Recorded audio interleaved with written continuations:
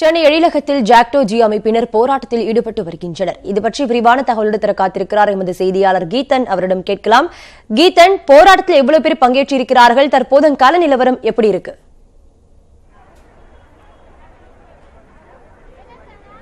9 அம்ச கோரிக்கைகளை வலியுறுத்தி தமிழகம் முழுவதும் ஜாக்டோ ஜியோ அமைப்பினர் பல்வேறு கட்ட போராட்டங்களை ஈடுபட்டிருக்கின்றார்கள். இன்று 7வது நாளாக இந்த போராட்டமானது நடைபெற்று வருகின்றது.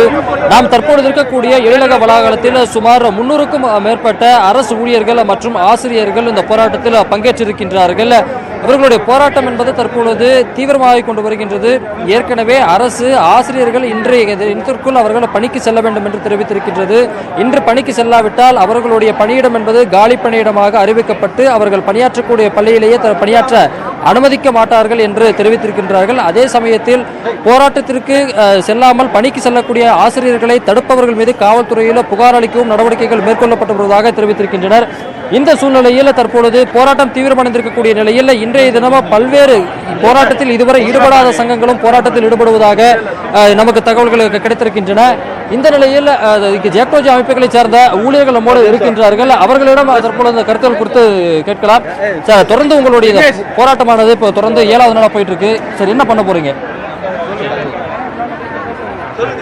என்ன உங்களோட போராட்டம் தொடர்ந்து போயிட்டு இருக்கு, என்ன பண்ண போறீங்க சார்?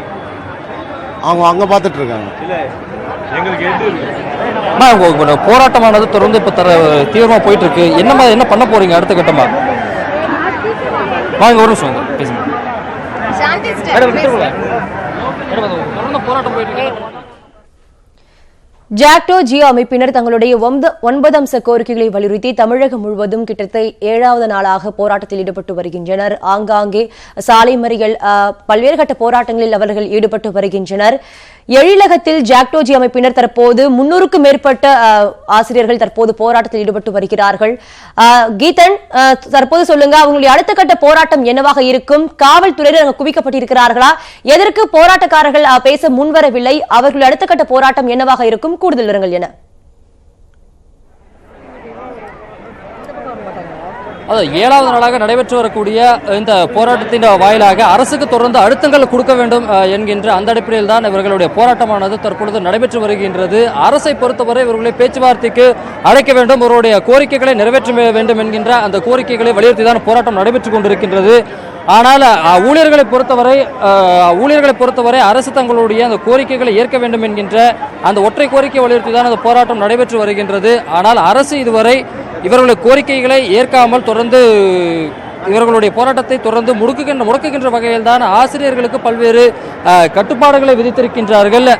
இந்த நிலையில் தான் இன்றைய தினம் தேர்வுத்துறை சார்ந்த அலுவலர்கள் கூட போராட்டத்தில் ஈடுபடுவதாக தெரிவித்திருக்கின்றார்கள். இதன் காரணமாக வருகின்ற 1ஆம் தேதி தொடங்க இருக்கின்ற அந்த செய்முறை தேர்வு என்பது பாதிக்கக்கூடிய ஒரு நிலை உருவாகி இருக்கின்றது.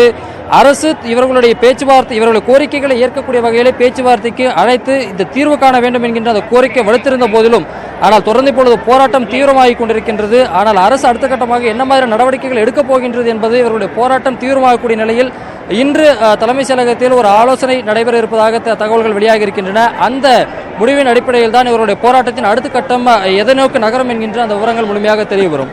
நிச்சயமா கீதன், சென்னை எழிலகத்தில் ஜாக்டோ ஜி அமைப்பினர் கிட்டத்தட்ட 300க்கும் மேற்பட்டவர்கள் போராட்டத்தில் ஈடுபட்டு வருகின்றனர். இது பற்றி விரிவான தகவலை எமது செய்தியாளர் கீதன் வழங்க கேட்டும். கீதன், உங்கள் தகவலுக்கு நன்றி.